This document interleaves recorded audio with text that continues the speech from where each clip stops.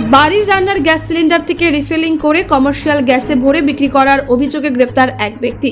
মাটিগাড়া থানার অন্তর্গত শিব মন্দির রবীন্দ্র সরণি এলাকার বাসিন্দা তপন মহন্ত দীর্ঘদিন ধরে ওই এলাকায় একটি বাড়িতে এই ব্যবসা চালাচ্ছিল।